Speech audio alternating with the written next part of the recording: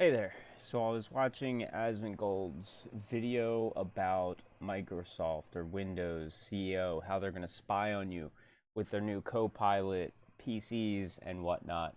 And I got to the bit about Paint, with the way they're going to introduce or have their AI interact with Paint. And he was completely shitting on Paint, which he's not wrong for. Paint absolutely sucks dicks, but there was a few people in the chat saying Paint 3D, and myself included. I'm thinking, what about Paint 3D? Now he could be including Paint 3 into the mix, but I've never seen him use it. He didn't reference it at all. I don't know if he even knows it exists. So not only does Paint 3D have a more intuitive layer system, he said there's no way to like undo all your progress.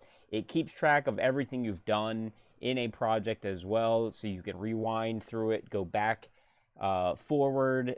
It's actually pretty great. It's pretty intuitive. It's not perfect. It's definitely not Photoshop, but I think it's pretty good. It's getting better, and credit where credit's due. Eventually, I think they can probably get this to a good place, especially if they get the AI incorporated with Paint 3D. So I made this little project. Just I was just messing around, just for the hell of it, and let's jump over to there. You can't see any of the toolbars. I'll switch to a full display, and I'll go through how I made this or similar, just so you can see some of the utilities. But I'm just going to go through the history of this little project I made, because I was like, no, I mean, you can totally do all the things that he's saying um, on Paint 3D, but yeah, Paint itself actually sucks. So I started this little project. I started with a white background. I just did an easy paint fill on the background to add the green here. And then I figured, you know what, let's add some text. He talked about not being able to select text and move it around, whatever. So I made a little, let's zoom that in a little bit here. So I add a little text there that says Merry Christmas. Um, I didn't like the positioning, so I decided to move it. And this is actually 3D text. It's not regular text, because you can add 2D text and 3D text. I made 3D text, so I can actually change the orientation. So I gave it a slight little, change the angle of it a little bit. That way it has a little bit more filling and shading to it. And I moved it up into the corner there. And then I figured, well, this looks a little plain. Let's add a Christmas tree. So there's a 3D shape tool at the top. When I show you the full display, I'll be able to show the thing. But there's a 3D shape tool. There's a bunch of pre-rendered 3D shapes. You can probably import your own. I don't feel like figuring out how to do that type of shit. I don't know how to make 3D renders, so I just use the preloaded ones. And I'm sure, again, in time when they got AI incorporated in this, the AI will probably be able to whip up some pretty cool 3D shapes as well. So I added the tree. I changed the size and orientation of that a little bit as well, gave it a slight angle, moved it down to that corner. And then we added a stocking here. I grabbed the stocking again out of the 3D shapes, and I moved that over there, hung it off the Y. The layering was a little weird. Like, you can kind of see it's above the Y, so I adjusted that slightly to make it look more like it's hanging on there.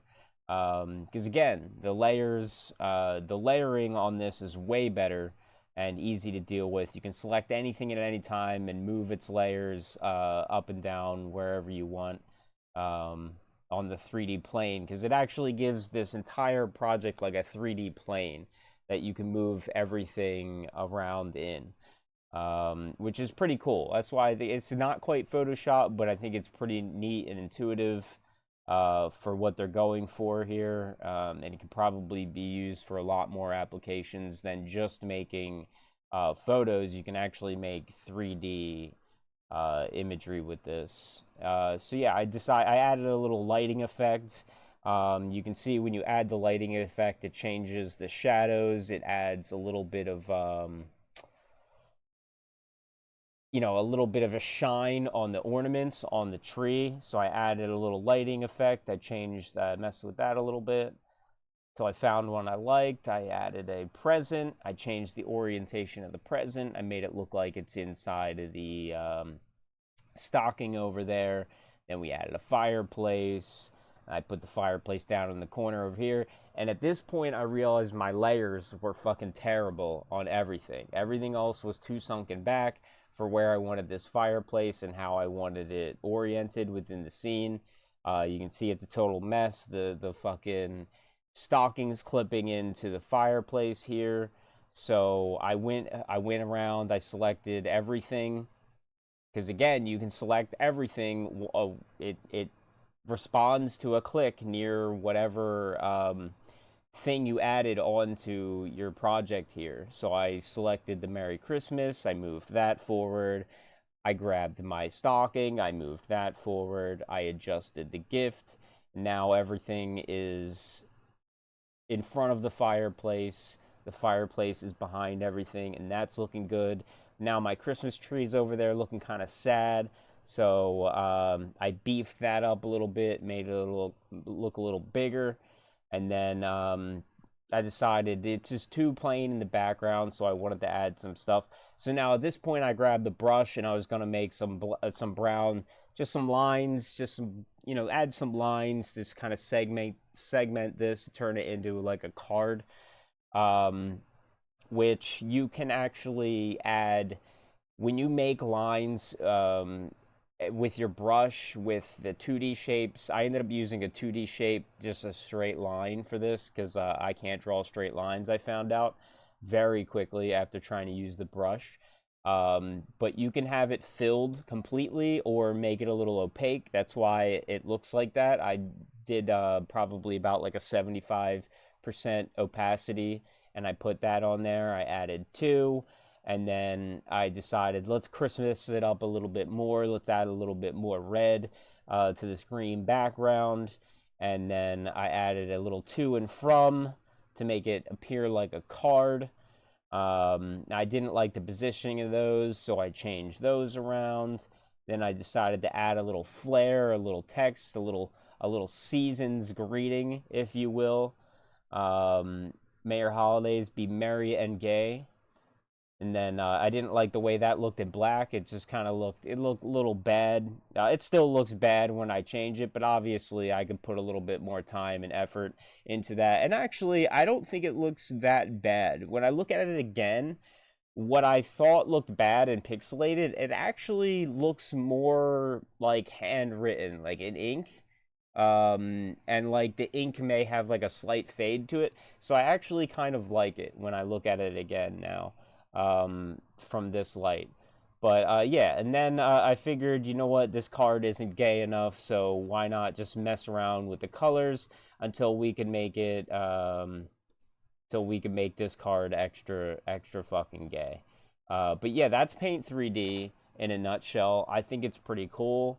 You can do a lot with this, a lot more than regular paint, and I don't think Asmongold knows this exists because I feel like he wouldn't shit on Microsoft nearly as much if he knew about Paint 3D. Again, it's not ideal. It's not as good as Photoshop for making like simple imagery, but this could have completely different applications that I'm not smart enough to rip out of. But I'm not even like a graphic designer or anything. Like I taught myself how to do this and mess around with this, and I really like it. I think it's a pretty good tool. You can use it to make thumbnails. You can, import images, import different stuff, into the project. You can use, there's a tool called Magic Select that can remove the background from things. It even like will intuitively try to fill in the background. If you try to remove, like, say there's a person in the background of a photo, you don't want that person there, you can have the Magic Select take that person out, and it'll attempt to fill in the background like with the same color as the sky and stuff. Again, when AI is implemented, that'll be way better. Um, but yeah, so when I go, you can actually take a look at the 3D view here. Can I move it around? Okay, I can zoom out. So yeah, if you look at the 3D view here of my little project, you'll see that my canvas is just back there, a simple canvas with all my 3D assets that I added onto the scene here. And that's the way it looks in the 3D plane. And I added a little Easter egg even back behind the fireplace there. And you see I used a little developer trick to make the package look like it was inside the stocking by having it float behind the fireplace entirely. But yeah, so now when let's I'm going to take you into a full display capture. Beware, it's probably going to capture my OBS for a second, and shit might get weird. But, alright, so anyway, here's the actual display of what the actual interface looks like. Here's the history. Again, so you can go through the whole history at any point. You feel like, you know what, at that point, I feel like I had something really good, but I changed too much. You can go through the history and go back as far as you want. You know, I can go and save. I can go and save my image. I can insert another photo or something, put some type of image in there to add on top of it. So, you know, there's standard paint utilities. And again, there's an opacity, tolerance, stuff like that. The tolerance makes it so if you're doing a fill, and it ends up filling too much extra, you can change the tolerance and it won't fill as much. Like say you try to fill this orange but it bleeds in with the red or something like that.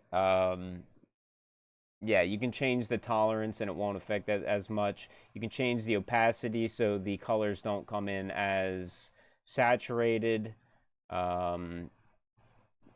3D shapes, there's a bunch of preloaded 3D shapes that you can use here. Can I just get back to the before I searched? Yeah, anyway, I searched for a bunch of shit. You can see there's a bunch of stuff in there. You can search, find a bunch of different stuff. There's a bunch of preloaded assets here. Some Minecraft stuff apparently. I'm not into Minecraft, but you know, I'm sure people that are will have fun with that. You can put in you know, butterflies, a bunch of different stuff. So I'm sure you can input your own assets or just use their own. Anything that you insert in here, you can turn into a sticker. So let's just take this fucking flyers thing here. This isn't a good image because the one I ripped it from has that isn't properly transparent, but you get the idea. I can stamp this here and then just kind of throw it aside, and then if at any point while I'm doing the project again, I can choose the sticker. I can add another one wherever I want, something like that. But you get the idea. Text, you can add 2D text or 3D text as I did. I like the 3D text option because the 3D text lets you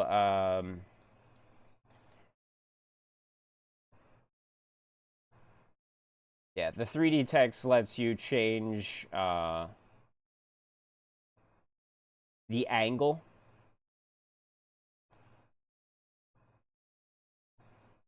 which is pretty sweet. That doesn't even look like it's in English anymore, but that's fantastic. So you get the idea. Paint 3D is pretty cool. Paint itself actually sucks. I think this tool would be really nice if it had AI incorporated into it. In all honesty, if I could just sit here and be like, yeah, make me an image. Imagine sitting there, not even having to type in prompts. Just be like, hey, Copilot, make me a Christmas card. Put, have a stocking with a present in it, a fireplace, a Christmas tree, have a festive background. With a cheery message and make it look like a card. Have a to and from section, and make sure I'm able to move around any of the assets if possible.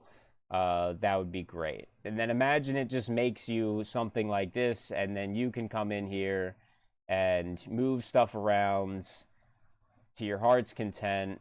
Make sure it's all layered properly, whatever you want.